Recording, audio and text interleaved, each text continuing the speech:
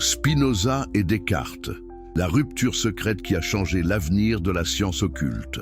Avant de plonger dans cette histoire fascinante qui va complètement transformer votre compréhension de la philosophie occidentale, faites-moi une faveur. Abonnez-vous à cette chaîne et activez la cloche de notification. Croyez-moi, vous ne voulez pas manquer les révélations qui vont suivre. Et maintenant, dites-moi dans les commentaires, de quel pays regardez-vous cette vidéo en ce moment? Et quelle heure est-il chez vous? Je suis vraiment curieux de savoir où se trouvent mes spectateurs à travers le monde. Si vous regardez sur votre téléphone mobile, appuyez sur ce bouton maintenant. Ça aide énormément l'algorithme à faire découvrir ce contenu à d'autres passionnés d'histoire et de philosophie comme vous. Imaginez Amsterdam, 1656. Les rues pavées résonnent du bruit des sabots de chevaux et des marchands qui crient leurs marchandises. Dans une petite maison modeste du quartier juif, un jeune homme de 23 ans vient de vivre le moment le plus traumatisant de sa vie. Baruch Spinoza, fils de marchand portugais prospère, brillant étudiant de la Torah et du Talmud, vient d'être frappé par le RM, l'excommunication la plus sévère que la communauté juive puisse prononcer. Mais pourquoi? Qu'avait-il fait de si terrible?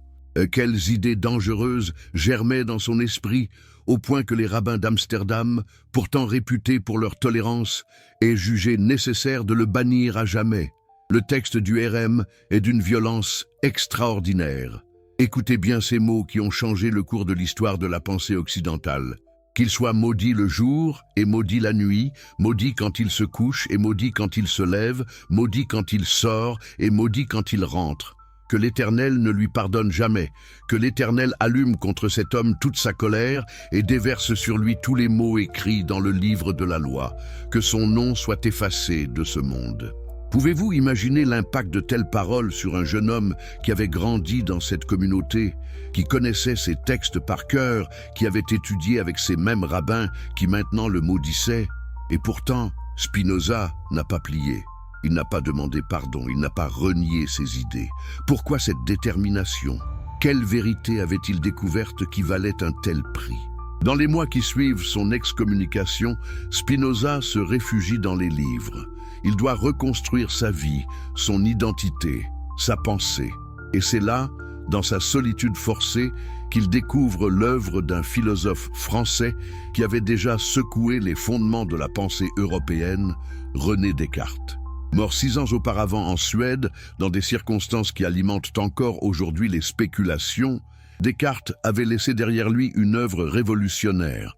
Le discours de la méthode, les méditations métaphysiques, les principes de la philosophie, tous ces textes promettaient quelque chose d'extraordinaire.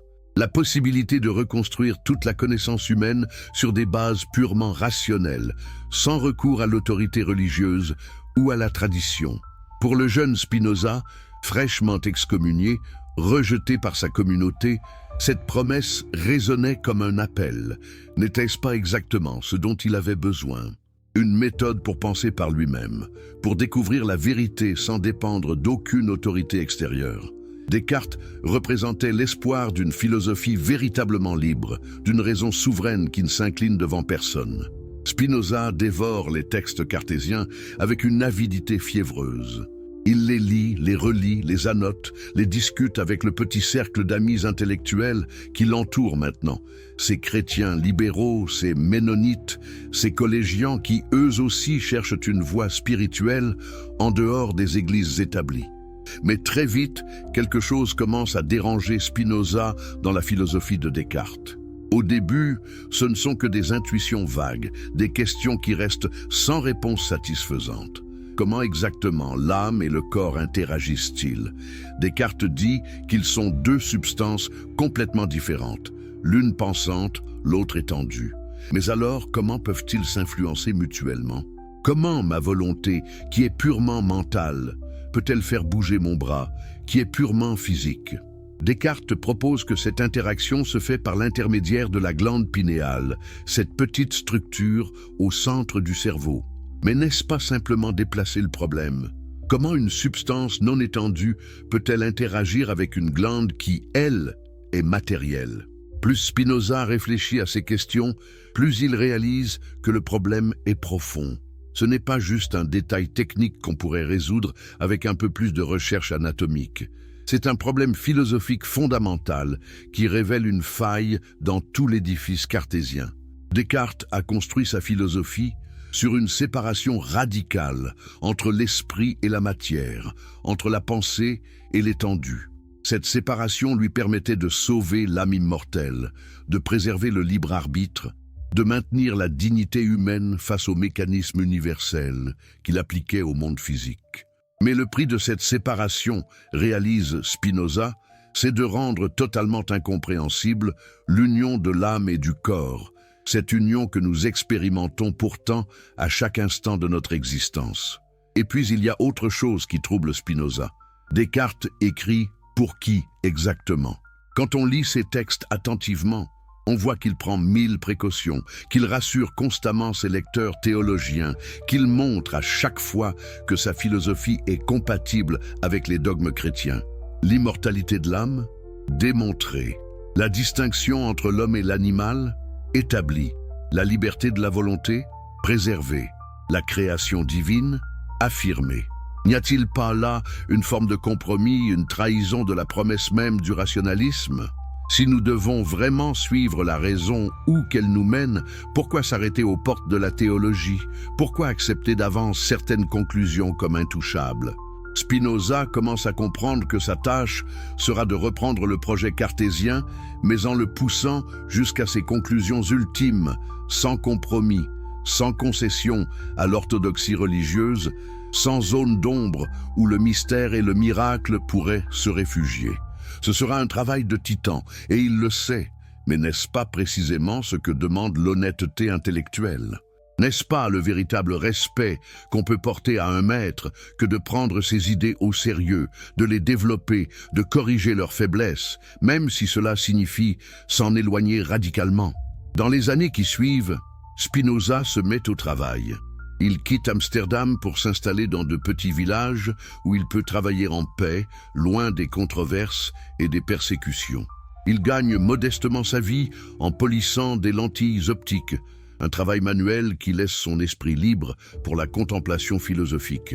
Ses amis lui rendent visite, lui apportent des nouvelles du monde intellectuel, discutent avec lui des questions philosophiques brûlantes de l'époque. Car l'Europe du milieu du XVIIe siècle est en pleine effervescence intellectuelle. Les découvertes scientifiques se multiplient. Galilée a révolutionné l'astronomie, Harvey a découvert la circulation du sang, les microscopes révèlent un monde invisible de créatures minuscules, les télescopes montrent des lunes autour de Jupiter et des taches sur le Soleil. Mais ces découvertes créent aussi un malaise profond.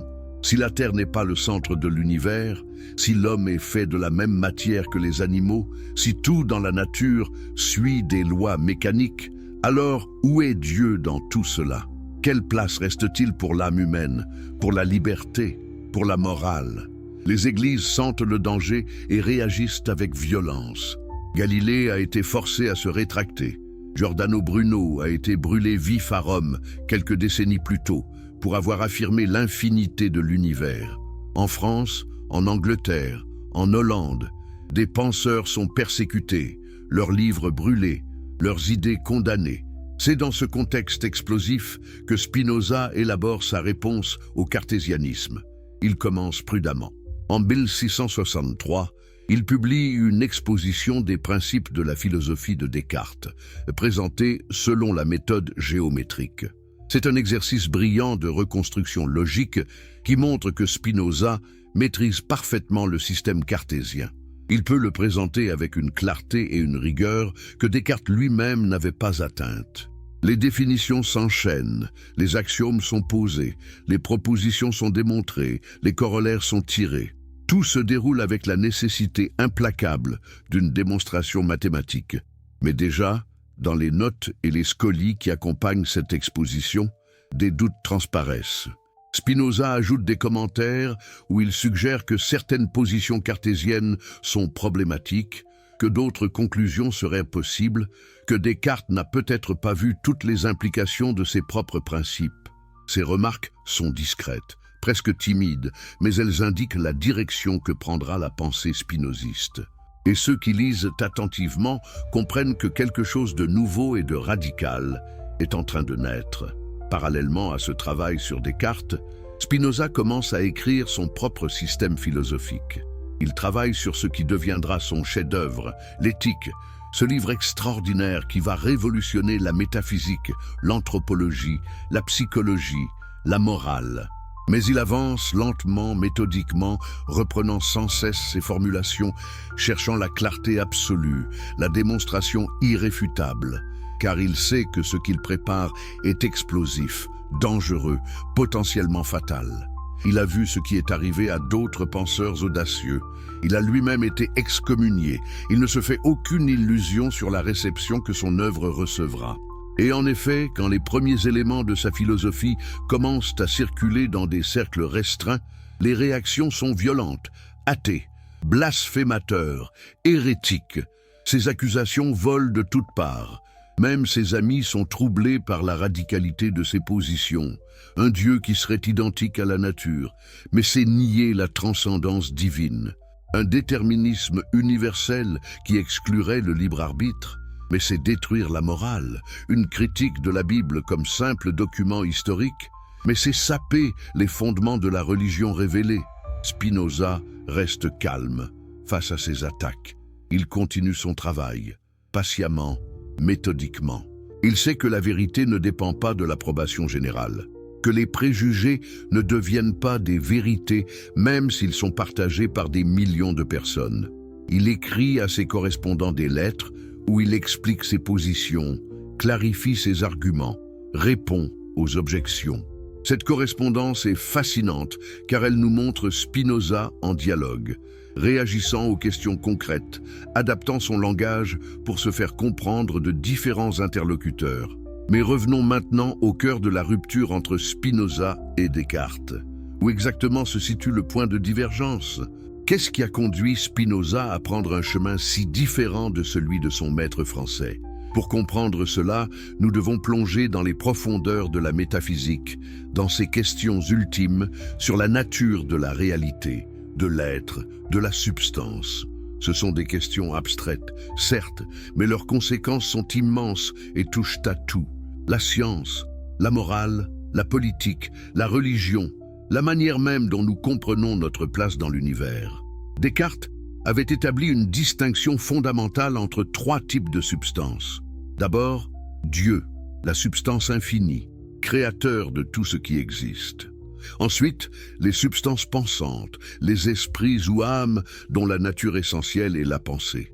Enfin, les substances étendues, les corps matériels, dont l'essence est d'occuper un espace. Cette tripartition permettait à Descartes de structurer toute la réalité de manière claire. Dieu au sommet, puis le domaine des esprits d'un côté et le domaine de la matière de l'autre. Chaque domaine avec ses propres lois, les lois de la raison pour les esprits, les lois de la mécanique pour les corps. Spinoza regarde cette construction et y voit une contradiction fondamentale. Qu'est-ce qu'une substance? Par définition, c'est ce qui existe en soi et par soi, ce qui n'a besoin de rien d'autre pour exister. Mais alors, comment pourrait-il y avoir plusieurs substances? Si deux substances existaient vraiment indépendamment l'une de l'autre, comment pourraient-elles interagir? Comment l'une pourrait-elle affecter l'autre sans violer son indépendance? Et puis, une substance vraiment absolue ne devrait-elle pas être infinie? Comment plusieurs infinis pourraient-ils coexister sans se limiter mutuellement? Ces questions ne sont pas de simples jeux logiques. Elles touchent au cœur même de ce que signifie la substantialité. Et plus Spinoza y réfléchit, plus il se convainc qu'il ne peut y avoir qu'une seule substance, absolument infinie, existant par la seule nécessité de sa nature. Cette substance unique, Spinoza l'appelle indifféremment Dieu ou la nature. Deus, sive, natura. Cette équation, ces trois mots latins, vont devenir le scandale suprême du spinozisme. Car qu'est-ce que cela signifie? Que Dieu et la nature sont une seule et même chose. Que Dieu n'est pas un créateur transcendant qui aurait façonné l'univers de l'extérieur, mais qu'il est l'univers lui-même dans sa totalité. Que tout ce qui existe est en Dieu et ne peut être ni être conçu sans Dieu. Que les lois de la nature sont les décrets de Dieu, non pas des commandements arbitraires imposés de l'extérieur, mais l'expression nécessaire de l'essence divine elle-même. Voyez-vous à quel point cette conception est radicale. Elle dissout la séparation entre le naturel et le surnaturel, entre le sacré et le profane, entre le créateur et la création. Il n'y a plus deux mondes, le monde de Dieu et le monde de la nature, mais un seul monde qui est à la fois totalement divin et totalement naturel. Cette unification a des conséquences vertigineuses. Elle signifie qu'il ne peut y avoir de miracle au sens traditionnel, car cela supposerait que Dieu viole ses propres lois. Elle signifie que la providence divine n'est pas un plan conscient pour le bien des humains, mais simplement l'ordre nécessaire selon lequel toute chose découle de l'essence divine. Elle signifie que prier pour demander quelque chose à Dieu n'a pas plus de sens que de prier les lois de la physique. Mais attention, Spinoza insiste toujours qu'il parle véritablement de Dieu. Ce n'est pas de l'athéisme déguisé, comme l'accusent ses ennemis. C'est une conception très différente de Dieu, certes, mais une conception qui, selon lui, est plus digne, plus cohérente, plus rationnelle que le Dieu anthropomorphique des religions populaires. Le Dieu de Spinoza ne se met pas en colère, ne change pas d'avis, ne récompense pas les bons et ne punit pas les méchants par des interventions miraculeuses. Mais il est infiniment plus grand, plus parfait, plus sublime que ne pourrait l'être aucun Dieu personnel. Cette substance unique possède une infinité d'attributs. Un attribut, pour Spinoza, c'est ce que l'intellect perçoit de la substance comme constituant son essence. Parmi cette infinité d'attributs, nous n'en connaissons que deux, la pensée et l'étendue. Remarquez la transformation subtile mais profonde qui s'opère ici. Ce que Descartes considérait comme deux substances distinctes devient chez Spinoza deux attributs d'une même substance. La pensée et l'étendue ne sont pas deux réalités séparées qui interagissent mystérieusement. Elles sont deux manières dont une seule et même réalité s'exprime, se manifeste, existe. Imaginez la substance divine comme un diamant aux infinies facettes. Chaque facette reflète la lumière d'une manière différente, mais c'est toujours le même diamant, la même lumière. De même, la pensée et l'étendue sont deux faces de Dieu, deux manières dont l'être divin se manifeste. Tout ce qui existe en tant que corps dans l'attribut de l'étendue existe aussi comme idée dans l'attribut de la pensée. L'ordre et la connexion des idées est le même que l'ordre et la connexion des choses. C'est ce que Spinoza appelle le parallélisme des attributs. Cette doctrine résout élégamment le problème corps-esprit qui tourmentait le cartésianisme. Comment l'âme et le corps interagissent-ils? Ils n'interagissent pas. Ils ne peuvent pas interagir car ils appartiennent à des attributs différents. Et rien dans un attribut ne peut causer quoi que ce soit dans un autre attribut. Alors comment expliquer que quand mon corps bouge, mon esprit pense le mouvement? Parce que le mouvement corporel et la pensée de ce mouvement ne sont pas deux événements distincts liés par une relation causale, mais deux expressions d'un seul et même événement dans la substance unique, vue sous deux attributs différents. C'est comme si vous regardiez une pièce de théâtre et que vous l'écoutiez en même temps. L'image et le son ne s'influencent pas l'un l'autre, et pourtant, ils sont parfaitement synchronisés. Pourquoi? Parce qu'ils sont deux aspects d'une même réalité, la pièce qui se déroule. De même, corps et esprit sont parfaitement synchronisés, non par interaction causale, mais par identité ontologique fondamentale. Ils sont deux expressions de la même modification de la substance divine. Cette solution était révolutionnaire et ouvrait des perspectives vertigineuses.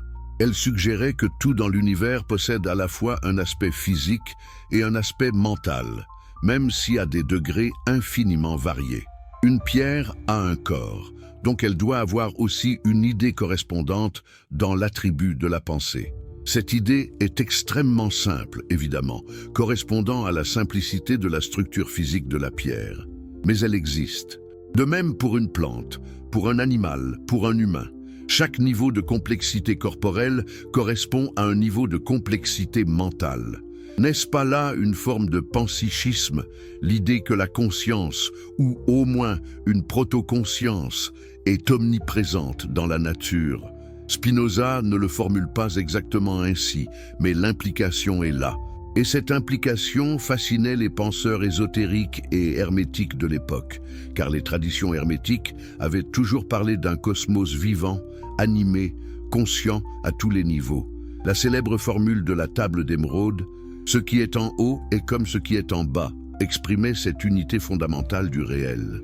Et voilà que Spinoza, le philosophe rigoureux, le géomètre de la métaphysique, arrivait à des conclusions similaires par des voies purement rationnelles. Mais Spinoza va encore plus loin. Si tout découle nécessairement de la nature divine, alors il n'y a pas de contingence dans l'univers. Tout ce qui se produit par nécessité absolue. Cette pierre tombe parce que la configuration actuelle de l'univers entier rend nécessaire qu'elle tombe. Cette plante pousse ici parce que toute l'histoire du cosmos a convergé vers ce moment où cette graine germe à cet endroit précis.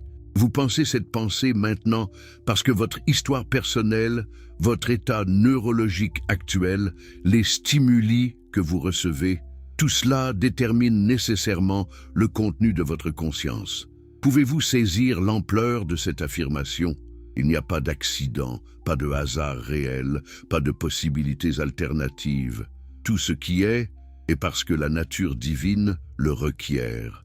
L'univers entier se déroule comme une immense déduction géométrique où chaque état découle du précédent avec la même nécessité que les propriétés du triangle découlent de sa définition.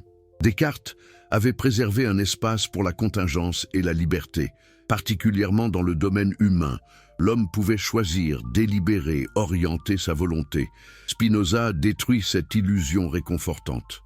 Ce que nous appelons liberté n'est qu'ignorance des causes qui nous déterminent. C'est l'une des formules les plus célèbres et les plus scandaleuses de Spinoza.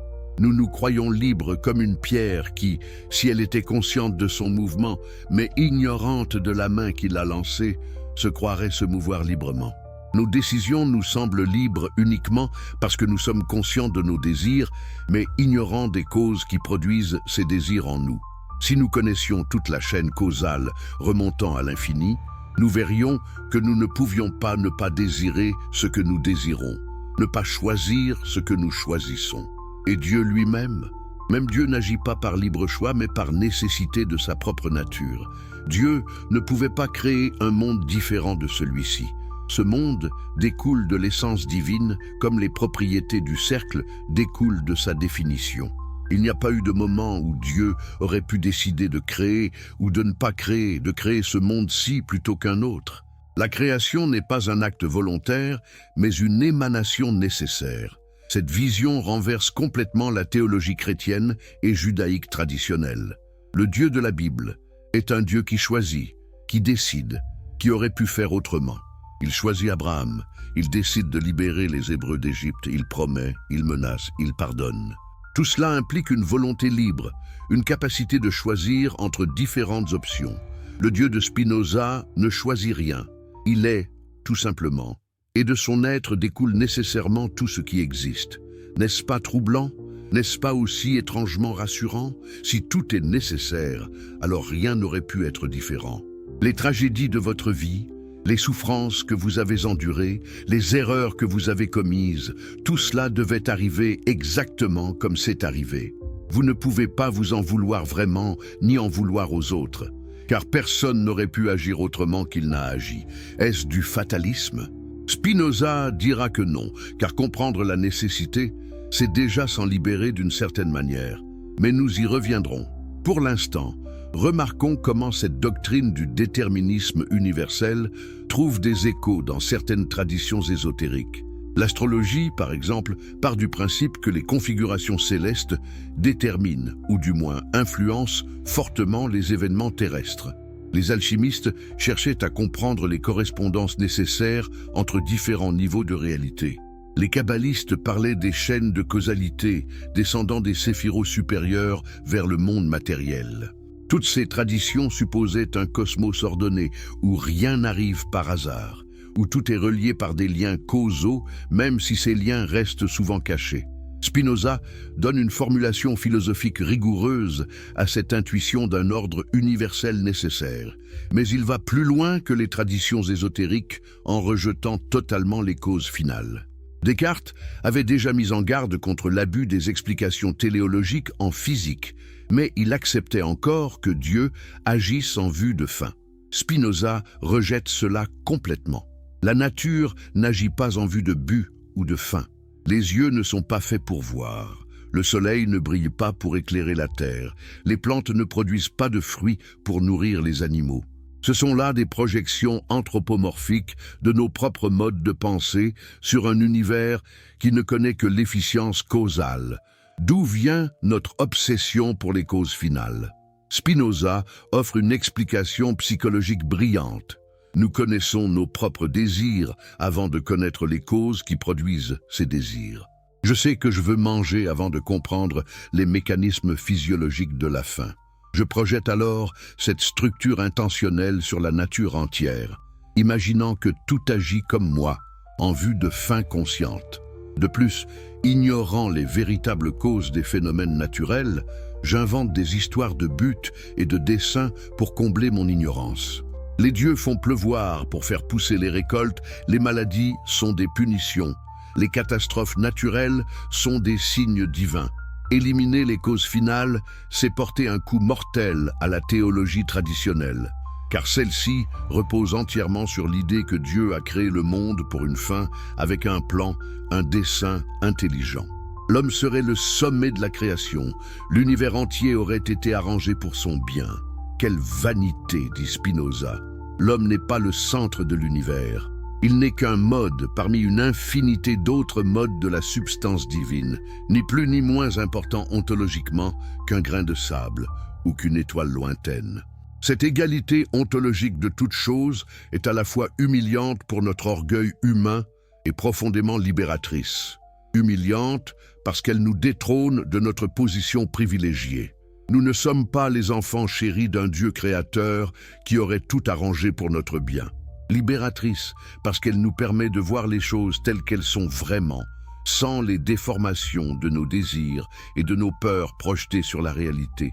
Cette vision d'un cosmos sans direction, sans but ultime, où tout se déroule selon la pure nécessité géométrique, était vertigineuse pour les contemporains de Spinoza.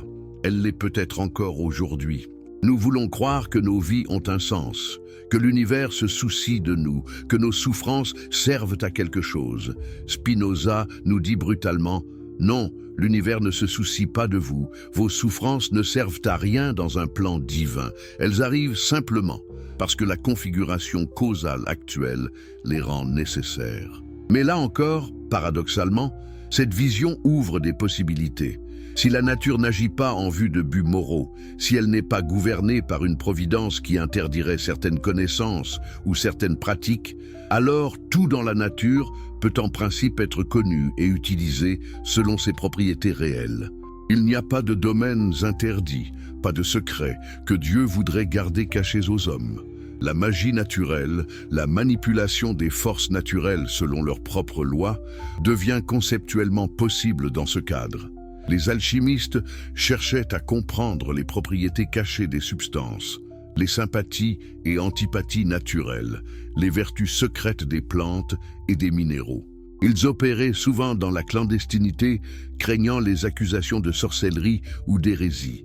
Spinoza leur offrait un cadre philosophique où leurs recherches devenaient légitimes. Si tout suit des lois naturelles nécessaires, alors comprendre ces lois et les utiliser n'a rien de diabolique ou d'interdit. C'est simplement exercer sa raison pour comprendre l'ordre divin tel qu'il se manifeste dans la nature. Voilà pourquoi le spinozisme fascina tant les cercles ésotériques du XVIIIe et du XIXe siècle. Il offrait une philosophie rationnelle qui néanmoins préservait une dimension spirituelle, une vision du cosmos comme totalité vivante et unifiée, une possibilité de connaissance directe de l'ordre divin.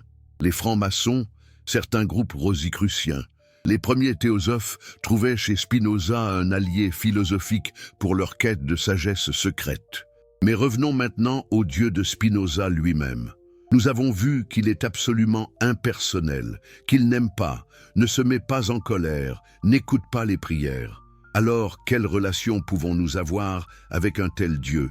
Comment pouvons-nous l'aimer, le vénérer, nous unir à lui? La réponse de Spinoza est subtile et profonde, par l'amor Dei intellectualis, l'amour intellectuel de Dieu.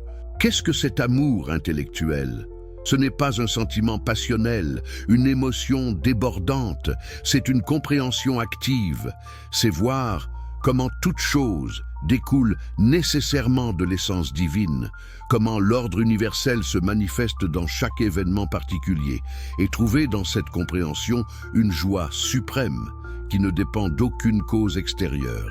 Quand vous comprenez vraiment qu'un événement, même douloureux pour vous, découle nécessairement de l'ordre éternel de la nature, vous le voyez sub specie aeternitatis, sous l'aspect de l'éternité, et cette vision procure une paix qui transcende toute joie émotionnelle ordinaire.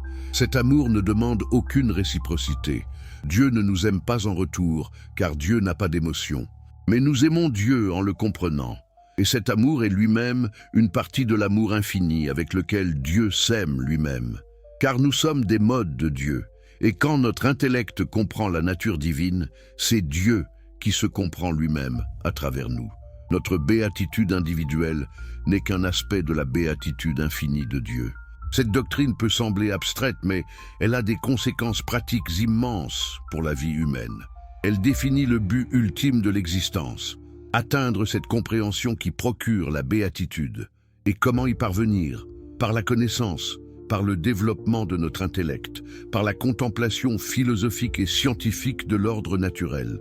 La vie bonne, pour Spinoza, est essentiellement une vie de connaissance. Ici apparaît un autre point de rupture majeur avec Descartes. Pour Descartes, la morale est ultimement fondée sur la volonté. Nous sommes libres de choisir le bien ou le mal, et la vertu consiste à orienter correctement notre volonté à résister aux passions par la force de notre libre arbitre. Spinoza rejette totalement cette conception volontariste. Il n'y a pas de volonté libre distincte de l'entendement. La volonté n'est rien d'autre que l'ensemble de nos affirmations et négations particulières, et celles-ci sont déterminées par notre connaissance. Vous ne pouvez pas vouloir ce que vous jugez mauvais pour vous, tout comme vous ne pouvez pas vouloir croire que 2 plus 2 font 5. Votre volonté suit nécessairement votre jugement, et votre jugement suit nécessairement votre connaissance. Donc, pour changer votre comportement, il faut changer votre connaissance, pas renforcer votre volonté. Un homme qui comprend véritablement que fumer le tuera ne fumera pas, ou du moins, son désir de fumer diminuera proportionnellement à la clarté de sa compréhension. Cette vision intellectualiste de l'éthique peut sembler froide, désincarné. Mais Spinoza n'ignore pas les passions humaines. Au contraire, il leur consacre une analyse minutieuse et subtile. La condition humaine ordinaire est caractérisée par ce qu'il appelle la servitude passionnelle. Nous sommes ballottés par nos affects, joie, tristesse, désir, haine, peur, espoir, comme des feuilles au vent. Ces passions découlent de notre nature, certes, mais d'une nature fragmentaire, inadéquate, qui ne se comprend pas elle-même. Si vous êtes passionné par les histoires qui changent notre compréhension du monde, abonnez-vous maintenant à cette chaîne et activez la cloche pour ne rien manquer de ces récits extraordinaires. Dites-moi dans les commentaires, de quel pays nous regardez-vous en ce moment? Et quelle heure est-il chez vous? Je suis vraiment curieux de savoir où se trouvent mes spectateurs à travers le globe. Et si vous êtes sur votre téléphone mobile, faites-moi une énorme faveur. Appuyez maintenant sur ce bouton. Ça aide vraiment l'algorithme à faire découvrir ce contenu à d'autres passionnés comme vous. Nous sommes en 1661 et Spinoza vient de quitter Amsterdam pour s'installer dans le petit village de Rijnsburg, près de Leyde. Pourquoi ce départ? Pourquoi cet homme brillant, qui pourrait briller dans les salons intellectuels de la capitale, choisit-il l'isolement d'un village tranquille? La réponse est simple et terrible à la fois. Il a besoin de paix pour penser, de silence pour écrire, de distance pour échapper aux regards inquisiteurs de ceux qui voient en lui un dangereux hérétique. Dans sa petite chambre louée chez un ami collégien, Spinoza installe son atelier de polissage de lentilles. Ses mains habiles façonnent le verre avec une précision extraordinaire. Ces lentilles qu'il fabrique sont parmi les meilleures d'Europe, recherchées par les astronomes et les microscopistes. Mais ce travail manuel n'est pas qu'un gagne-pain. C'est aussi une méditation, un exercice de concentration qui libère l'esprit pour la contemplation philosophique. N'y a-t-il pas quelque chose de profondément symbolique dans le fait que celui qui cherche à polir l'intellect humain passe ses journées à polir du verre, à créer des instruments qui permettent de voir plus loin, plus clairement? Le soir, après avoir rangé ses outils, Spinoza se met à écrire. Il travaille sur son grand œuvre, ce livre qui deviendra l'Éthique. Mais il avance lentement, reprenant chaque proposition, chaque démonstration, cherchant la formulation parfaite, l'argument irréfutable. Car il sait que ce qu'il écrit est explosif, dangereux, potentiellement mortel. Il a vu ce qui est arrivé à Galilée, forcé de se rétracter devant l'Inquisition. Il a entendu parler du sort de Giordano Bruno, brûlé vif à Rome. Lui-même a été excommunié avec une violence extraordinaire. Peut-il vraiment se permettre de publier ses idées les plus radicales? La prudence commande d'attendre, de cacher son manuscrit, de ne le montrer qu'à quelques amis sûrs. Et c'est exactement ce que Spinoza fait. L'Éthique ne sera publiée qu'après sa mort, en 1677, et même alors, de manière anonyme. Mais cette prudence n'est pas de la lâcheté. C'est la reconnaissance lucide du danger réel que représentent ces idées pour l'ordre établi, religieux et politique. Car Spinoza ne se contente pas de proposer une nouvelle métaphysique abstraite. Il attaque les fondements même du pouvoir théologico-politique de son époque. Pendant que Spinoza écrit dans sa retraite hollandaise, que se passe-t-il dans le reste de l'Europe? La France de Louis XIV s'affirme comme la puissance dominante du continent. Le roi Soleil centralise le pouvoir, révoque l'édit de Nantes, persécute les protestants. En Angleterre, la restauration de Charles II en 1660 met fin à la République cromwellienne, mais les tensions religieuses restent vives. Partout, les églises établies sentent que leur monopole sur la vérité est menacé par ces nouvelles philosophies qui prétendent atteindre la connaissance par la seule raison. Comment les autorités religieuses pourraient-elles tolérer un homme qui affirme que la Bible n'est qu'un document historique, que les miracles sont impossibles, que Dieu n'intervient pas dans les affaires humaines? Mais revenons à la question philosophique centrale. Comment exactement Spinoza renverse-t-il le système cartésien tout en prétendant lui rester fidèle? Comment peut-on détruire complètement une philosophie en affirmant simplement en tirer les conséquences logiques? C'est ce que les historiens de la philosophie appellent la fidélité destructrice de Spinoza envers Descartes. Prenons un exemple concret et crucial, la question de la volonté. Pour Descartes, la volonté est absolument libre, en Dieu comme en l'homme.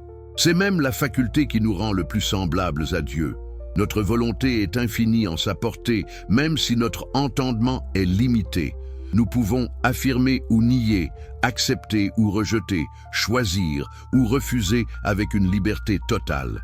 Cette liberté de la volonté est pour Descartes la source de notre dignité humaine et aussi, paradoxalement, la source de l'erreur. Car nous pouvons choisir d'affirmer des choses que nous ne comprenons pas clairement, de nous précipiter dans des jugements sans avoir suffisamment examiné les preuves.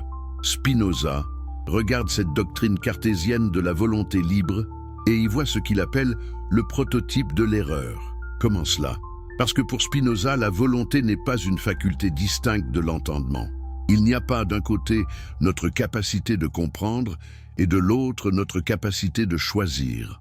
La volonté n'est rien d'autre que l'ensemble de nos volitions particulières, et chaque volition particulière n'est rien d'autre que l'affirmation ou la négation contenue dans une idée. Quand je comprends que 2 plus 2 font 4, je ne peux pas ensuite choisir librement de le nier. La compréhension entraîne nécessairement l'affirmation, mais n'expérimentons-nous pas tous le sentiment de la liberté? Quand je délibère entre plusieurs options, ne sens-je pas que je pourrais choisir l'une ou l'autre? Spinoza répond que ce sentiment de liberté n'est qu'une illusion née de notre ignorance. Nous sommes conscients de nos désirs et de nos choix, mais ignorants des causes qui produisent ces désirs et ces choix en nous. C'est comme une pierre qui, si elle était consciente de son mouvement mais ignorante de la main qui l'a lancée, se croirait se mouvoir librement. Cette comparaison est devenue célèbre et résume parfaitement la position spinoziste. La liberté que nous croyons expérimenter n'est que l'ignorance des causes qui nous déterminent. Voyez-vous à quel point cette position est radicale? Elle ne laisse aucun espace pour le libre arbitre au sens traditionnel, ni en l'homme, ni en Dieu. Même Dieu n'agit pas par libre choix, mais par nécessité de sa propre nature.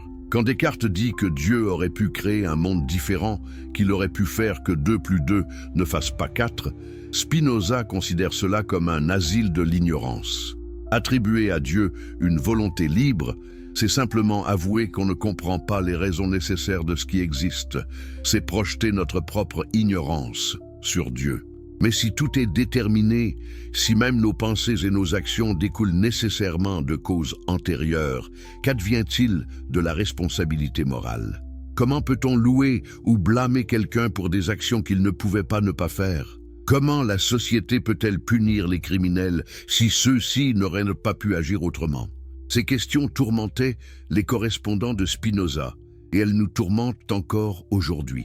N'est-ce pas là le problème fondamental de tout déterminisme? Comment concilier la nécessité universelle avec la vie morale et sociale? La réponse de Spinoza est subtile et mérite qu'on s'y attarde. Il distingue entre 2 types de nécessités. Il y a la nécessité de notre nature propre quand nous agissons selon notre essence, guidés par des idées adéquates. Et il y a la nécessité qui nous vient des causes extérieures, quand nous sommes déterminés par des forces qui nous dépassent, dans l'ignorance des véritables raisons de nos actions. La première forme de nécessité, Spinoza l'appelle liberté. Oui, vous avez bien entendu. La liberté, pour Spinoza, n'est pas l'absence de détermination, mais une détermination par notre propre nature, plutôt que par des causes extérieures. Un exemple permettra de clarifier cette distinction apparemment paradoxale. Imaginez un musicien virtuose jouant une pièce complexe. Ses doigts courent sur les touches avec une précision absolue, suivant nécessairement la partition et les lois de l'harmonie. Est-il libre ou déterminé? Les deux. Il est déterminé par les lois musicales, par sa formation, par la structure de la pièce. Mais cette détermination exprime sa propre nature de musicien accompli. Il ne subit pas la musique, il la produit activement. C'est cela, la liberté spinoziste. Agir selon sa propre nature, comprendre les lois qui nous gouvernent plutôt que les subir aveuglément. Maintenant, comparez ce musicien à quelqu'un qui serait forcé à jouer sous la menace ou qui jouerait mécaniquement sans comprendre la musique. Cette personne est également déterminée, mais par des causes extérieures ou par l'ignorance. Elle n'est pas libre, car elle ne maîtrise pas les raisons de son action. Elle subit plutôt qu'elle n'agit véritablement. Voyez-vous la différence? Ce n'est pas une différence entre détermination et non-détermination, mais entre détermination par soi et détermination par l'autre. Cette conception de la liberté a des implications profondes pour l'éthique. Si la liberté consiste à agir selon sa propre nature, éclairée par la connaissance, alors le chemin vers la liberté passe nécessairement par l'accroissement de la connaissance. Plus je comprends les causes qui me meuvent, plus je comprends ma propre nature, plus je deviens libre. L'homme libre, chez Spinoza, n'est pas celui qui peut choisir arbitrairement entre des options, mais celui qui comprend si bien les lois de la nature et sa propre nature qu'il agit toujours de manière adéquate, rationnelle, alignée avec l'ordre universel.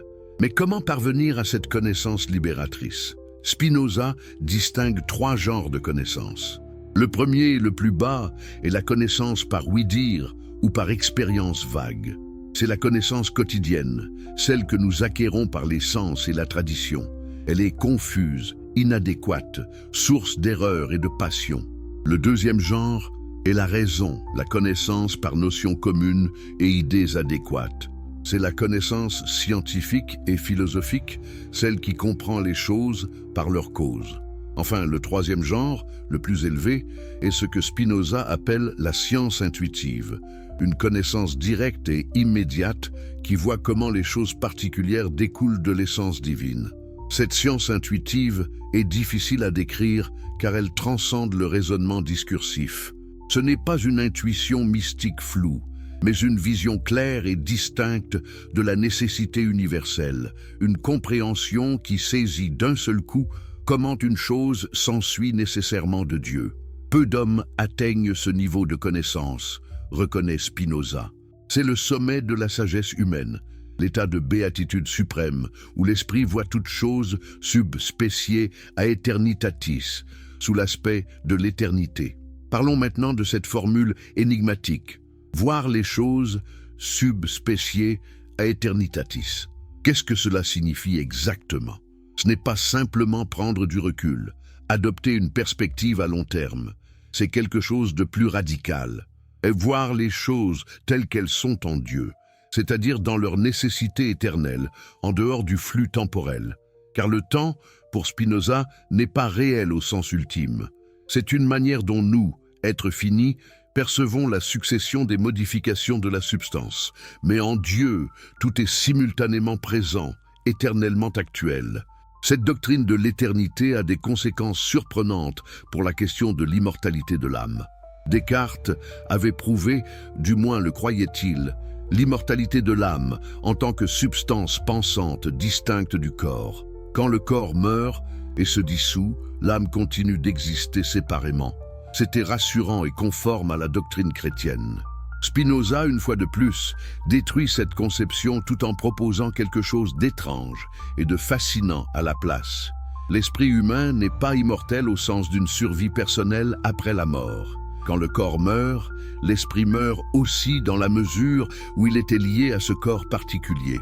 Mais, et c'est crucial, dans la mesure où l'esprit a formé des idées adéquates, dans la mesure où il a atteint la connaissance du troisième genre, il participe à l'éternité. Ces idées adéquates ne sont pas temporelles. Elles appartiennent à l'ordre éternel de la pensée divine. Elles ne commencent pas à exister quand je les pense, et elles ne cessent pas d'exister quand je meurs. Elles sont éternelles. Donc, ce qui est éternel en moi, ce n'est pas mon identité personnelle, mes souvenirs, ma personnalité, c'est la part de vérité éternelle que j'ai saisie pendant ma vie. Plus j'ai développé ma connaissance rationnelle et intuitive, plus grande est la part éternelle de mon esprit. Celui qui passe sa vie dans la confusion et l'ignorance meurt presque entièrement. Celui qui atteint la sagesse suprême ne meurt presque pas, car l'essentiel de son esprit était déjà éternel. Cette conception peut sembler froide, abstraite, bien loin des promesses réconfortantes de survie personnelle des religions traditionnelles. Et pourtant, Spinoza affirme que c'est précisément cette compréhension qui procure la véritable paix de l'esprit. Celui qui comprend que son être véritable participe à l'éternité divine n'a plus peur de la mort. Il sait que ce qu'il y a de réel en lui ne peut périr. L'homme libre ne pense à rien moins qu'à la mort, dit Spinoza dans une formule célèbre. Sa sagesse est une méditation non de la mort mais de la vie. Mais comment cette philosophie si abstraite, si métaphysique, a-t-elle pu influencer les courants ésotériques et occultistes? Pour comprendre cela, nous devons examiner plus attentivement les affinités entre le spinozisme et certaines traditions hermétiques et kabbalistes. Commençons par un fait biographique souvent négligé. Spinoza était juif de naissance, éduqué dans la tradition rabbinique jusqu'à l'âge de 23 ans. Il connaissait la Kabbale, cette tradition mystique juive qui parle d'Ein Sof, l'infini sans limite, et de son émanation à travers les séphiros, les attributs divins. Quand on lit l'éthique avec cette grille kabbalistique en tête, des correspondances troublantes apparaissent. La substance unique de Spinoza n'est-elle pas similaire à Ein Sof, l'infini absolu qui est au-delà de toute détermination? Les attributs infinis de Dieu ne rappellent-ils pas les séphiros, ces émanations ou manifestations du divin? Bien sûr, Spinoza rationalise et géométrise ces concepts mystiques. Où la Kabbale parle de mystère et de symbolisme, Spinoza exige démonstration rigoureuse. Mais la structure profonde, l'intuition fondamentale d'un infini qui se manifeste dans la multiplicité finie, reste similaire. Et puis, il y a l'hermétisme, cette tradition qui remonte prétendument à l'Égypte antique, codifiée dans le Corpus Hermeticum et surtout dans la fameuse table d'émeraude. La formule centrale de l'hermétisme, ce qui est en haut est comme ce qui est en bas, exprime l'idée de correspondance universelle entre différents niveaux de réalité. Le microcosme humain reflète le macrocosme universel. Le spirituel et le matériel sont liés par des sympathies secrètes. Tout est dans tout. Cette vision hermétique d'un cosmos unifié où tout se correspond trouve un écho dans le monisme spinoziste. Si tout est modification d'une substance unique, alors bien sûr, tout est lié à tout. Le parallélisme des attributs chez Spinoza assure que ce qui se passe dans le corps se reflète exactement dans l'esprit. Étendre ce principe à l'univers entier n'est qu'un pas de plus. Les événements terrestres pourraient refléter les configurations célestes, non par influence magique, mais par parallélisme structurel, comme deux horloges parfaitement synchronisées qui montrent la même heure, non parce que l'une influence l'autre, mais parce qu'elles sont construites de la même manière. Cette interprétation du spinozisme a séduit de nombreux penseurs ésotériques des XVIIIe et XIXe siècles. Ils voyaient en Spinoza un allié philosophique qui donnait une formulation rationnelle à leurs intuitions mystiques. Le panthéisme spinoziste permettait de maintenir une dimension sacrée de l'existence tout en rejetant le Dieu personnel et transcendant des religions établies. On pouvait être spinoziste et ressentir une religiosité profonde, une révérence devant la nature divine, une aspiration à l'union mystique avec le tout. Les francs-maçons, particulièrement ceux influencés par le courant illuministe du XVIIIe siècle, trouvaient dans Spinoza une théologie naturelle qui s'accordait avec leur idéal de religion rationnelle. Les Rosicruciens, avec leur quête d'une sagesse unissant science et spiritualité, voyaient en Spinoza un précurseur. Plus tard, les théosophes du XIXe siècle, cherchant à synthétiser les traditions orientales et occidentales, placeraient Spinoza parmi les grands initiés qui avaient aperçu la vérité unique derrière la multiplicité des religions. Mais il y a un aspect encore plus fascinant de l'influence spinoziste sur l'occultisme, la question de la causalité et de l'action à distance. Le dualisme cartésien, avec sa séparation stricte entre esprit et matière, rendait conceptuellement impossible toute action directe de l'esprit sur la matière. Si ce sont deux substances radicalement distinctes, comment la volonté pourrait-elle déplacer directement un objet matériel? Comment la pensée pourrait-elle influencer les événements physiques? Toute forme de magie psychique, de télépathie, de télékinésie devient impossible dans un cadre dualiste strict. Le monisme spinoziste change complètement la donne. Si esprit et matière ne sont que deux aspects d'une même réalité, alors en principe, une modification dans un aspect pourrait se refléter dans l'autre, non par causalité transversale, mais par correspondance nécessaire. Bien sûr, Spinoza lui-même n'aurait jamais endossé de telles implications magiques. Il était trop rationnel, trop méfiant envers les superstitions populaires. Mais le cadre conceptuel qu'il établit rendait ces phénomènes moins absurdes philosophiquement qu'ils ne l'étaient dans le cartésianisme. Les occultistes du XIXe siècle, particulièrement ceux intéressés par le magnétisme animal de Mesmer, par le spiritisme d'Allan Kardec, par les expériences de pensée parapsychologique, trouvaient dans le spinozisme un fondement philosophique.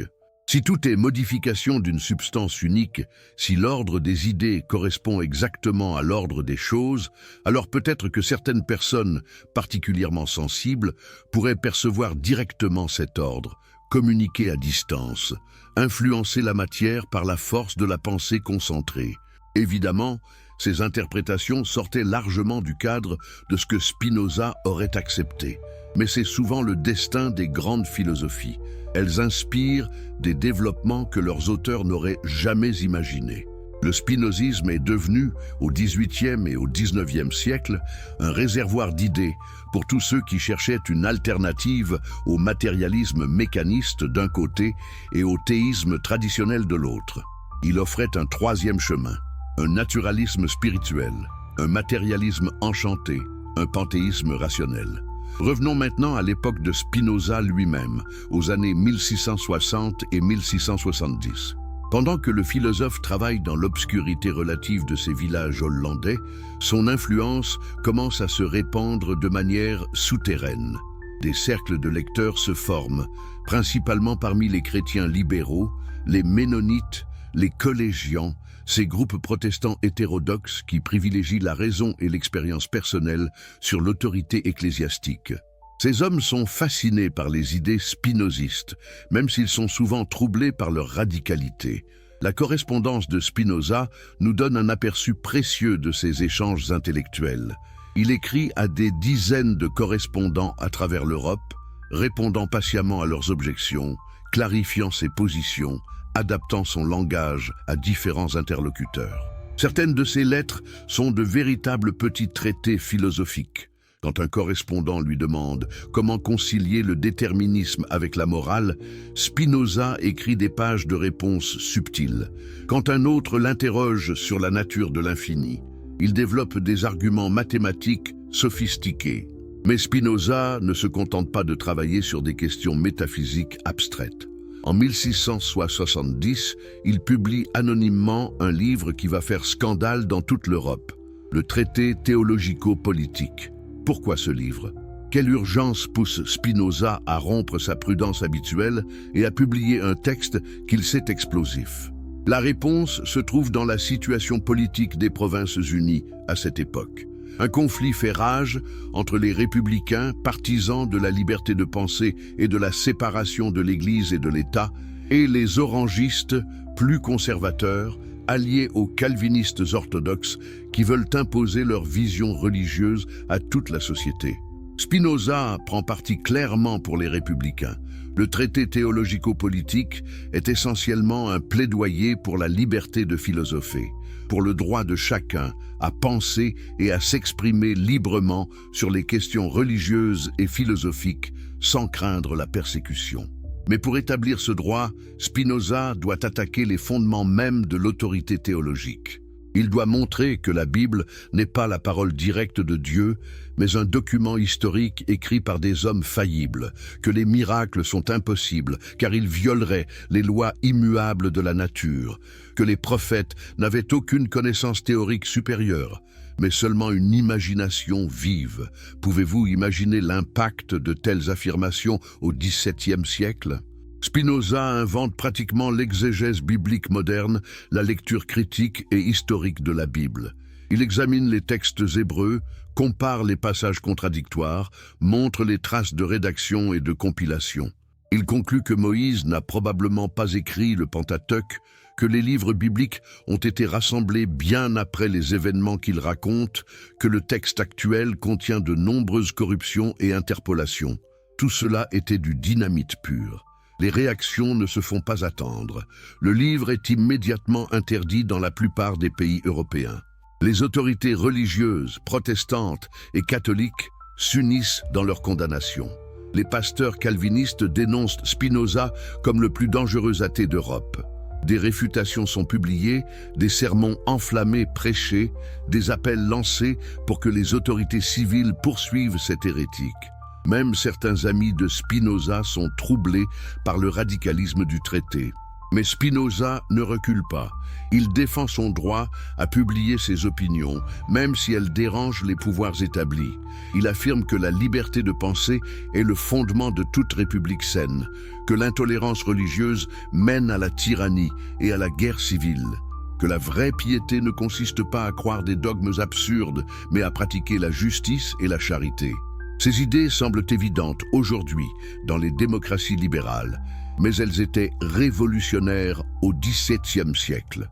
Spinoza est véritablement un précurseur des Lumières, un pionnier de la pensée démocratique et laïque. Pendant ce temps, le travail sur l'éthique continue. Spinoza reprend sans cesse son manuscrit, ajoutant des propositions, raffinant ses démonstrations, réorganisant la structure. Il montre des parties de l'œuvre à quelques amis proches qui l'encouragent à la publier. Mais Spinoza hésite. Après le scandale du traité théologico-politique, il sait que l'éthique serait encore plus mal reçue. Elle va encore plus loin dans la destruction de la théologie traditionnelle, encore plus profondément dans la reformation radicale de toute notre vision du monde. En 1673, il reçoit une offre surprenante. L'électeur palatin lui propose une chaire de professeur de philosophie à l'université de Heidelberg. C'est un honneur considérable pour un penseur qui n'a aucune position académique, qui vit modestement de son travail manuel. La lettre de l'électeur promet une grande liberté de philosopher, mais il y a une restriction. Cette liberté ne doit pas être utilisée pour troubler la religion publiquement établie. Spinoza décline poliment l'offre. Comment pourrait-il accepter de telles conditions? Sa philosophie entière est précisément un trouble pour la religion établie. Accepter cette chaire serait se condamner au silence ou à l'hypocrisie. Cette décision révèle quelque chose d'essentiel sur le caractère de Spinoza.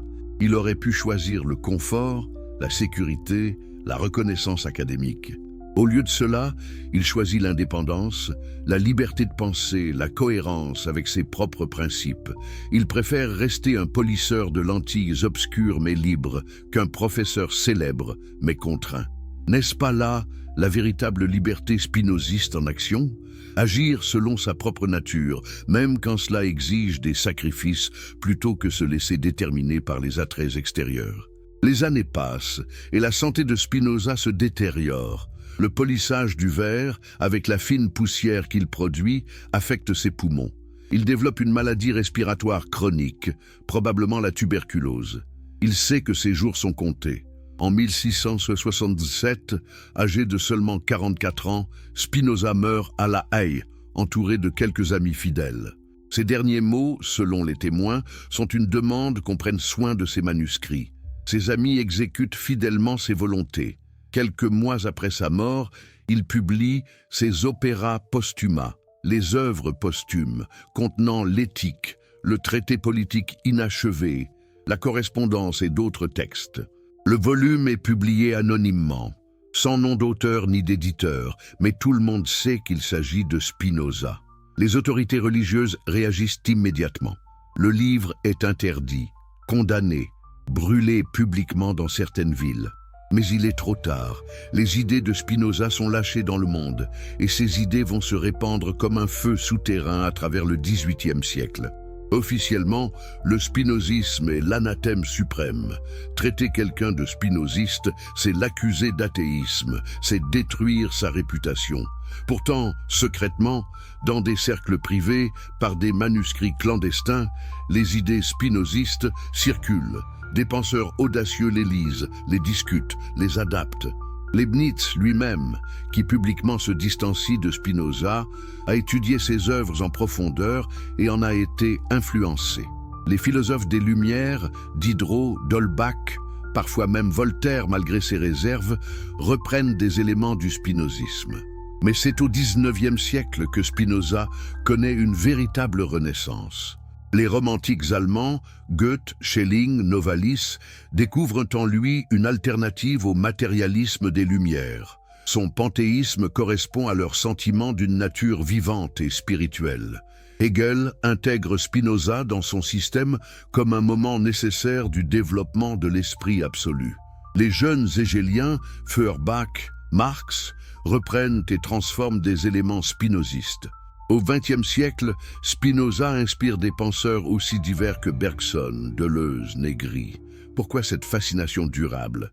Parce que Spinoza a osé penser l'impensable, dire l'indicible. Il a construit un système philosophique d'une cohérence implacable qui ne fait aucun compromis avec les opinions établies. Il offre une vision du monde totalement unifiée, où tout se tient, où chaque élément découle nécessairement des principes premiers. Cette ambition de système total, cette recherche d'une vérité absolument cohérente résonne avec quelque chose de profond dans l'esprit humain. Et puis, il y a la dimension éthique et spirituelle. Malgré son rationalisme austère, malgré son rejet de toute consolation facile, Spinoza offre un chemin vers la béatitude, vers une paix de l'esprit qui transcende les vicissitudes de la vie. Sa vision d'un homme libre qui comprend l'ordre universel et s'y accorde, qui voit toute chose sous l'aspect de l'éternité, qui trouve sa joie dans la connaissance même, continue d'inspirer ceux qui cherchent une spiritualité sans superstition, une sagesse rationnelle. Revenons maintenant à notre question initiale. En quoi la rupture entre Spinoza et Descartes a-t-elle changé l'avenir de ce qu'on appelle la science occulte? Nous avons vu que le monisme spinoziste offrait un cadre conceptuel plus favorable à certaines idées ésotériques que le dualisme cartésien. Mais l'influence va plus loin. Elle touche à la manière même de concevoir la connaissance et la réalité. Descartes avait établi une hiérarchie claire. La raison au sommet, les sens en bas, l'intuition intellectuelle comme mode privilégié d'accès à la vérité. Mais cette intuition restait purement intellectuelle, abstraite, dépourvue de toute dimension affective ou mystique. Spinoza reprend l'idée d'intuition intellectuelle, mais la transforme. Son troisième genre de connaissance, la science intuitive, est à la fois rationnelle et mystique. Elle voit intellectuellement comment les choses découlent de Dieu, mais cette vision s'accompagne de l'amour intellectuel de Dieu, d'une joie suprême, d'une béatitude. Cette union du rationnel et du mystique fascinait les ésotéristes. Elle semblait valider leur intuition qu'on peut atteindre une connaissance supérieure qui dépasse la raison discursive ordinaire sans pour autant sombrer dans l'irrationalisme. Les kabbalistes parlaient de différents niveaux d'interprétation du texte sacré, du plus littéral au plus mystique. Les alchimistes distinguaient entre la chimie vulgaire et l'alchimie spirituelle.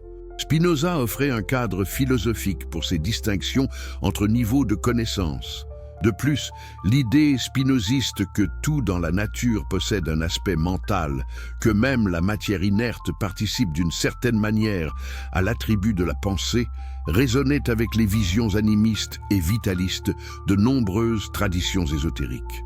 L'hermétisme avait toujours affirmé que le cosmos entier est vivant, que tout est animé par une force spirituelle universelle. Le spinozisme donnait une formulation philosophique rigoureuse à cette intuition. Non pas un animisme naïf qui attribue des âmes individuelles aux pierres et aux plantes, mais un panpsychisme sophistiqué où tout ce qui existe dans l'attribut de l'étendue a nécessairement une contrepartie dans l'attribut de la pensée. Cette vision d'un cosmos totalement unifié, où rien n'est séparé, où tout communique avec tout par correspondance nécessaire, où la compréhension de l'ordre universel permet en principe d'agir sur n'importe quelle partie depuis n'importe quelle autre. Voilà qui ouvrait des possibilités théoriques pour la magie naturelle, l'astrologie, l'alchimie. Bien sûr, Spinoza lui-même aurait rejeté la plupart des pratiques occultes de son époque comme des superstitions fondées sur l'imagination plutôt que sur la connaissance adéquate. Mais le cadre qu'il établissait les rendait moins absurdes conceptuellement. Pensez à l'astrologie, par exemple. Dans un cadre cartésien dualiste, comment des configurations de planètes pourraient-elles influencer le destin humain? Les planètes sont de la matière étendue, l'âme humaine est de la substance pensante. Aucune interaction causale directe n'est possible. L'astrologie devient incompréhensible. Mais dans un cadre spinoziste moniste, où tout est modification d'une substance unique, où l'ordre et la connexion des idées est le même que l'ordre et la connexion des choses, une correspondance entre configuration céleste et événements terrestres devient conceptuellement possible.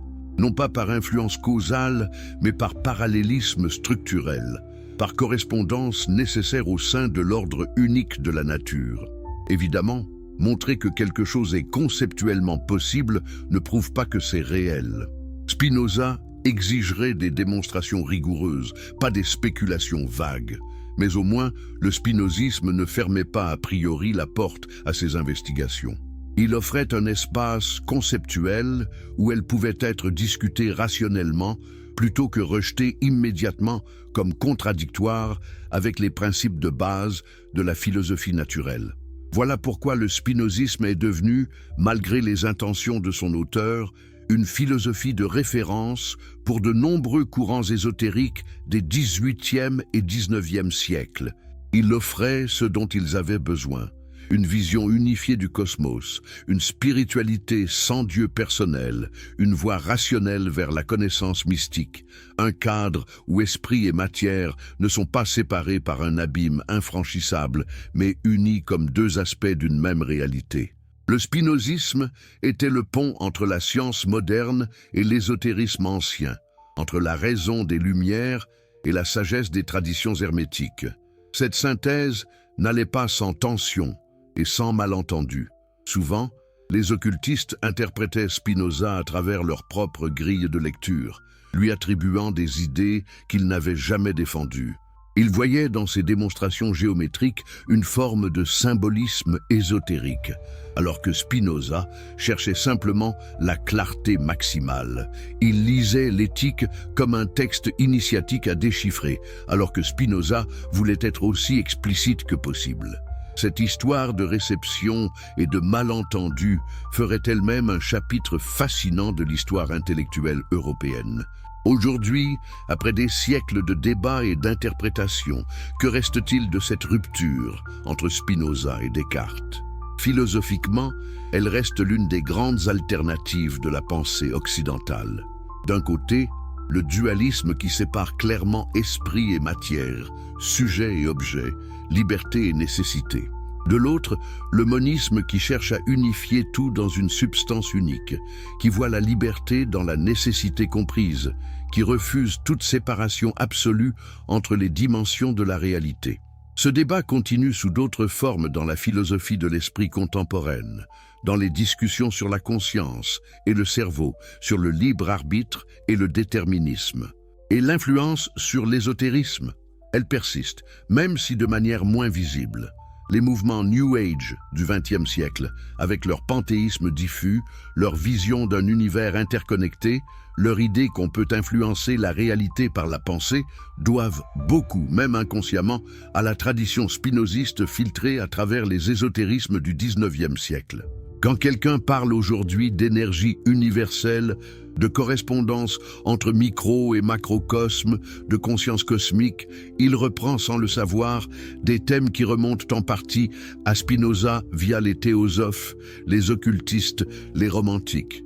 Bien sûr, Spinoza lui-même n'est pas responsable de tous ces développements, parfois très éloignés de sa philosophie originelle.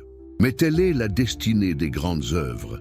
Elles vivent leur propre vie, inspirent des interprétations diverses, parfois contradictoires, alimentent des traditions de pensée que leur auteur n'aurait jamais imaginées. Le Spinoza des ésotéristes n'est pas exactement le Spinoza historique, mais il n'est pas non plus une pure invention. Il représente une possibilité réelle contenue dans le système spinoziste, une potentialité qui s'est actualisée dans des contextes culturels particuliers.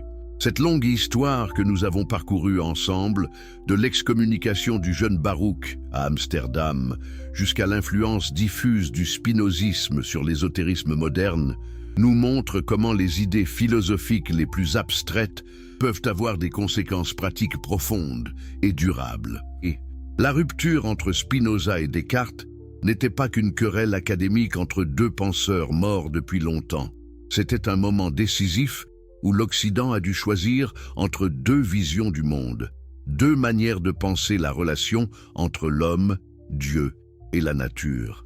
Et ce choix continue de nous habiter, de structurer implicitement nos débats contemporains sur la conscience, la liberté, le sens de l'existence. Vous êtes encore là? C'est que cette histoire vous passionne autant qu'elle me passionne.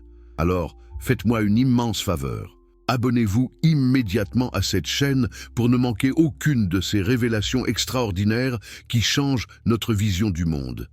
Et je veux vraiment savoir, écrivez dans les commentaires de quel pays vous nous regardez en ce moment et quelle heure il est chez vous. C'est fascinant de voir comment ces idées du XVIIe siècle continuent de nous connecter à travers les continents et les fuseaux horaires. Si vous êtes sur votre mobile en ce moment, appuyez sur ce bouton. Ça aide vraiment énormément à faire découvrir ce contenu à plus de personnes passionnées d'histoire comme vous. Nous sommes maintenant au tournant du XVIIIe siècle et quelque chose d'extraordinaire se produit dans les salons, les bibliothèques privées, les arrière-salles des librairies à travers toute l'Europe. Des manuscrits circulent de main en main, copiés secrètement, lus en cachette, discutés à voix basse. Ces manuscrits contiennent les idées les plus dangereuses de l'époque, celles qui pourraient vous faire emprisonner, excommunier, peut-être même exécuter si les autorités découvraient que vous les possédez. Et parmi ces textes clandestins, devinez lesquels sont les plus copiés, les plus lus, les plus discutés, les œuvres de Spinoza. L'éthique, le traité théologico-politique, la correspondance, tout circule sous le manteau dans des versions manuscrites, parfois tronquées, parfois mal copiées, mais avidement dévorées par une génération de jeunes esprits affamés de pensée libre. Comment expliquer cette fascination pour un philosophe officiellement condamné, interdit, brûlé en effigie dans plusieurs villes? Qu'est-ce que ces jeunes gens cherchaient dans ces pages austères, remplies de démonstrations géométriques? La réponse est complexe et révèle quelque chose de profond sur cette période charnière de l'histoire européenne. L'Europe du début du XVIIIe siècle est en pleine crise intellectuelle. Les certitudes traditionnelles vacillent, les découvertes scientifiques se multiplient. Newton vient de publier ses Principia qui expliquent mathématiquement le mouvement des planètes. Leibniz développe le calcul infinitésimal. Les microscopes révèlent des mondes insoupçonnés de créatures microscopiques. Mais comment intégrer ces découvertes dans le cadre de la théologie chrétienne? Comment maintenir la foi en un Dieu créateur et providentiel, quand l'univers semble fonctionner comme une machine géante régie par des lois mathématiques immuables? Descartes avait proposé une solution: séparer radicalement le domaine de la science, qui étudie la matière étendue, et le domaine de la religion, qui concerne l'âme et Dieu. Chacun dans son territoire, pas d'interférence. Cette solution diplomatique avait permis, pendant quelques décennies, une coexistence relativement pacifique entre les nouvelles sciences et les anciennes croyances. Mais elle devenait de plus en plus difficile à maintenir, car la science ne restait pas sagement dans son domaine. Elle débordait, empiétait, posait des questions embarrassantes. Si l'homme est fait de la même matière que les animaux, si son corps fonctionne selon les mêmes lois mécaniques, alors où est l'âme dans tout cela? Quand exactement l'âme entre-t-elle dans le corps? À la conception, à la naissance, à un moment intermédiaire? Et les animaux ont-ils des âmes ou sont-ils de pures machines comme le prétendait Descartes? Mais s'ils sont des machines, pourquoi semblent-ils souffrir, avoir des émotions, des préférences? Ces questions tourmentaient les esprits honnêtes qui refusaient de se réfugier dans des réponses faciles. Spinoza offrait une alternative radicale.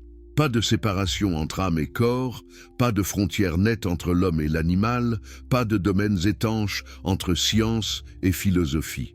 Tout est nature, et la nature est Dieu, et Dieu se manifeste selon des lois nécessaires que l'intellect humain peut comprendre.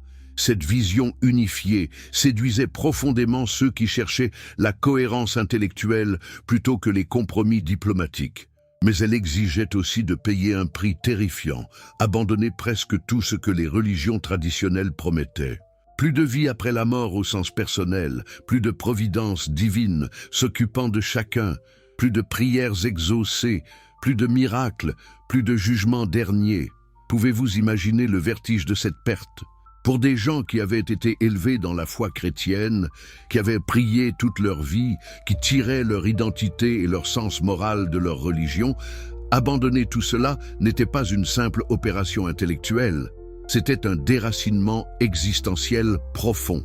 Et pourtant, de plus en plus de personnes faisaient ce saut terrifiant, attirées par la promesse d'une vérité cohérente, d'une vision du monde qui ne demande pas de croire des choses contradictoires, d'une philosophie qui respecte l'intellect humain assez pour lui offrir des démonstrations plutôt que des dogmes.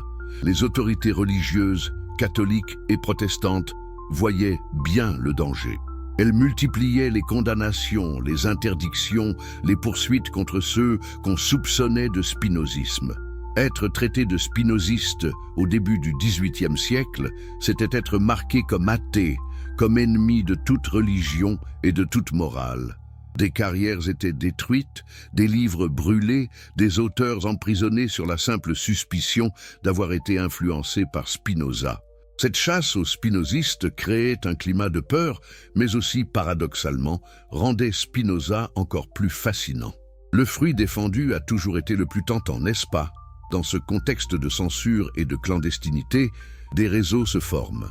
Des hommes et des femmes, car il y avait aussi des femmes dans ces cercles de pensée libres qui partagent secrètement leurs doutes, leurs questionnements, leurs lectures interdites. Ils se reconnaissent par des allusions, des citations à demi-mot, des formules codées. Posséder une copie de l'éthique de Spinoza devient un signe de ralliement pour ceux qui refusent l'autorité intellectuelle des églises. Et puis, il y a les sociétés secrètes, les francs-maçons en particulier.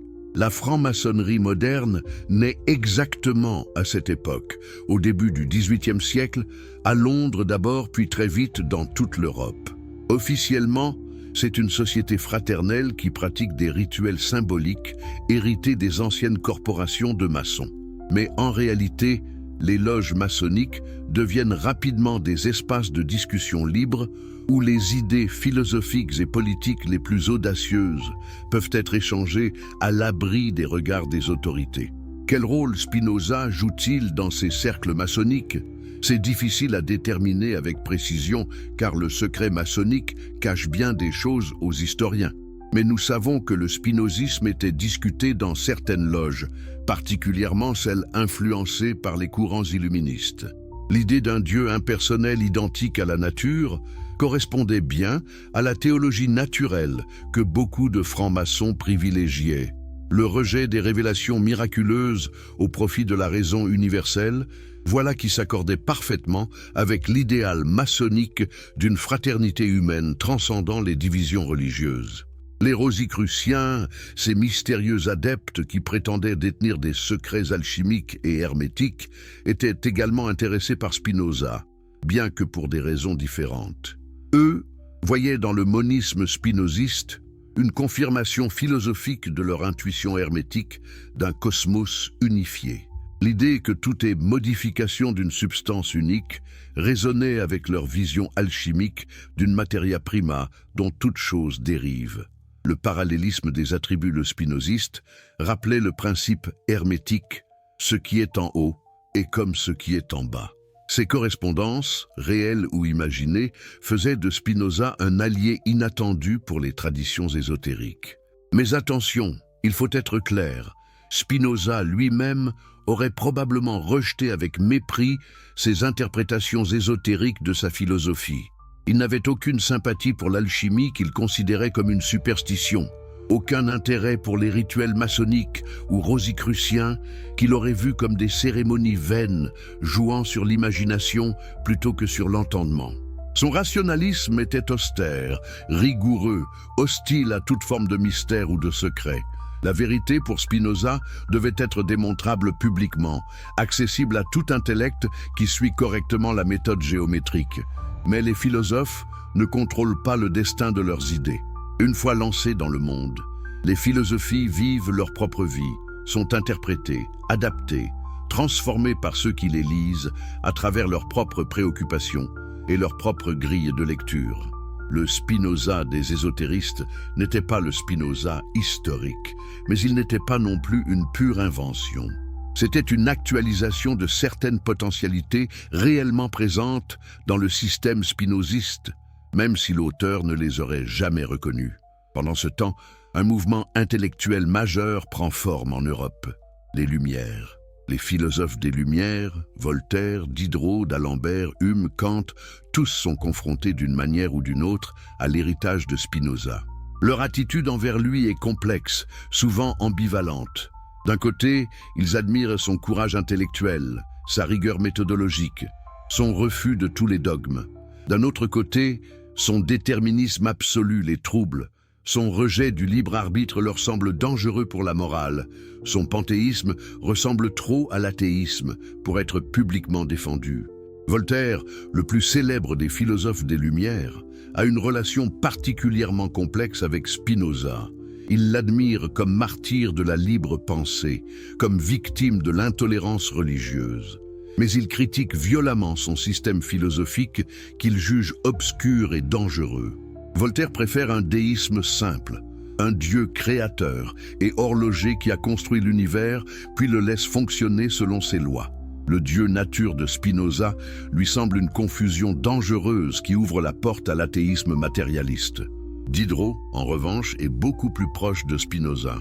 Dans ses écrits les plus audacieux, ceux qu'il n'ose pas publier de son vivant, Diderot développe un matérialisme vitaliste qui doit beaucoup au monisme spinoziste. Pour Diderot, la matière elle-même est sensible, vivante, capable de s'organiser en formes de plus en plus complexes. N'est-ce pas là une version matérialisée de l'idée spinoziste que tout ce qui existe dans l'attribut de l'étendue a une contrepartie dans l'attribut de la pensée? Diderot ne se dit jamais spinoziste, mais l'influence est manifeste dans sa manière de refuser tout dualisme, de voir la nature comme un tout vivant et dynamique. Le baron d'Holbach, autre grande figure du matérialisme des Lumières, publie en 1770 Le système de la nature, un ouvrage scandaleux qui propose un athéisme ouvert et assumé. D'Holbach s'inspire directement de Spinoza pour son rejet du Dieu personnel et de la providence, pour son affirmation du déterminisme universel, pour sa critique de la finalité. Mais là où Spinoza parlait encore de Dieu, même si c'était un Dieu très différent du Dieu traditionnel, d'Holbach élimine complètement cette référence. Il ne reste que la nature, la matière en mouvement selon des lois nécessaires, sans aucune dimension divine. Cette évolution de Spinoza à d'Holbach, du panthéisme au matérialisme athée, inquiète profondément ceux qui veulent préserver une dimension spirituelle de l'existence. N'est-ce pas la pente naturelle du spinozisme que de glisser vers un athéisme complet? Si Dieu n'est rien d'autre que la nature, pourquoi continuer à utiliser le mot Dieu? Pourquoi ne pas dire franchement qu'il n'y a que la matière et ses lois?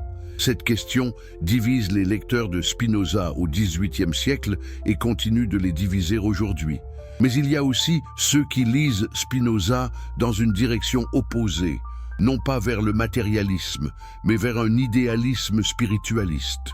Les romantiques allemands de la fin du XVIIIe et du début du XIXe siècle découvrent en Spinoza un penseur qui a compris l'unité profonde de la nature, qui a vu le divin dans chaque manifestation du réel. Goethe, le plus grand poète et penseur allemand de cette époque, est profondément influencé par Spinoza. Il y trouve une vision d'une nature vivante, créative, en perpétuelle transformation, bien loin de la nature mécaniste des physiciens. Pour Goethe, Spinoza n'est pas un athée, mais un athée ivre de Dieu, quelqu'un qui a vu Dieu partout, au point de ne plus pouvoir le distinguer de la nature. Cette formule est devenue célèbre et capture bien une certaine lecture spiritualiste de Spinoza. Voir Dieu dans chaque chose, sentir la présence divine dans une fleur, une pierre, une étoile, n'est-ce pas là une forme de religiosité plus profonde que celle qui situe Dieu au ciel, séparé de sa création? Les philosophes idéalistes allemands, Fichte, Schelling, Hegel, tous s'engagent avec Spinoza de manière intensive. Hegel en particulier intègre Spinoza dans son grand système dialectique comme un moment nécessaire du développement de l'esprit absolu. Pour Hegel, Spinoza a compris l'unité de la substance, mais il n'a pas compris que cette substance est essentiellement esprit, qu'elle se développe dialectiquement à travers l'histoire. Le spinozisme représente le moment de l'identité abstraite, avant que la différence et la négativité ne soient reconnues comme moment nécessaire de l'absolu. Ces débats philosophiques très abstraits peuvent sembler loin de notre question sur l'influence de Spinoza sur les sciences occultes. Mais en réalité, ils sont intimement liés.